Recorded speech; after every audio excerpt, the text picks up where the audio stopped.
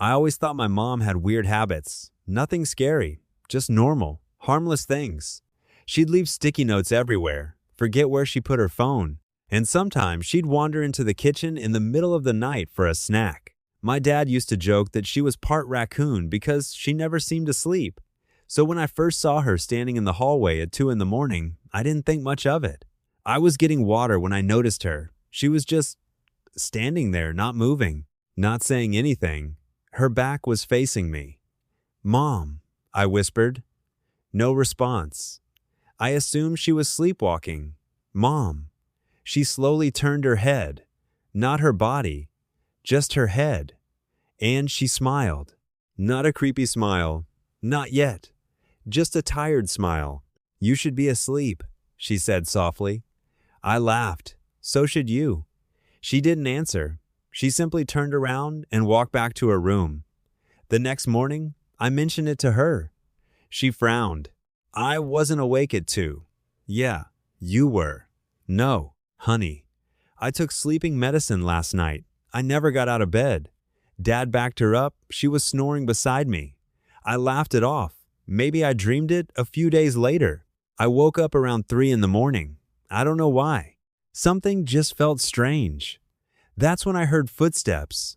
Slow, soft, walking back and forth outside my bedroom. I opened my door. Mom, again, standing in the hallway. Her back, toward me. "Mom, nothing." I sighed. Seriously. She turned her head toward me. Again, only her head. Her body remained perfectly still, and she smiled.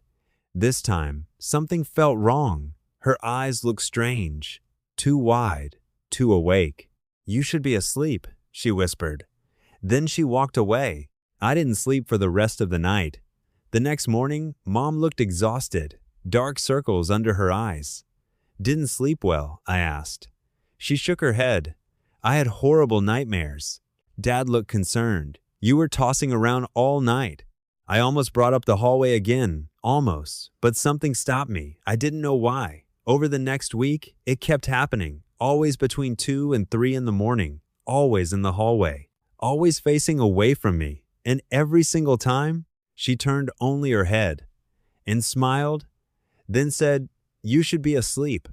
By then, I was terrified. I started locking my bedroom door. I kept my lights on. I even recorded the hallway with my phone one night.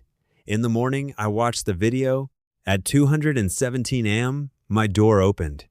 I stepped out into the hallway and stood there, by myself, talking, smiling. Then I walked back into my room. My blood went cold. There was no mom, just me. I watched the video again and again. I was clearly looking at someone, responding to someone, but nobody was there. I deleted the video. I convinced myself it was stress, school, lack of sleep, anything. Then one night, I woke up to my phone ringing. "Dad." I answered immediately. "Dad." He sounded panicked. "Where are you? What? Where are you?" I sat up. "In my room?" "No, you're not." My stomach dropped. "What are you talking about?" "I'm at the hospital with your mother." I froze. "What hospital?" Dad began crying. "The accident." My entire body went cold. "What accident?" His voice cracked. 3 weeks ago." I couldn't breathe. "Dad." "Mom's asleep down the hall." Silence. Then, "No." He sounded horrified. "No, she isn't. She died 3 weeks ago." I laughed. Actually laughed. "No. She's here. She's been here every day." Dad was sobbing now.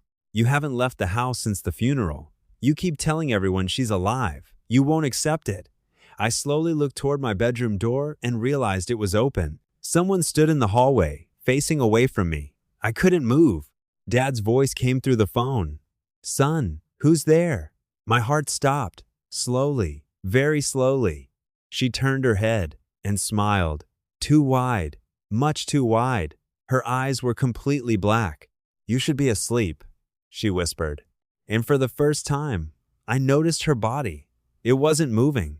It wasn't breathing. And hanging loosely around her neck was the hospital bracelet with my mother's name on it.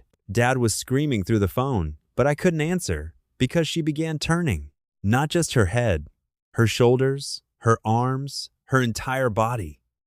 Turning the wrong way, bones cracking, skin stretching, until she was completely facing me, still smiling, still wearing my mother's face. And then she asked, in a voice that sounded almost like hers, "Why did you stop dreaming?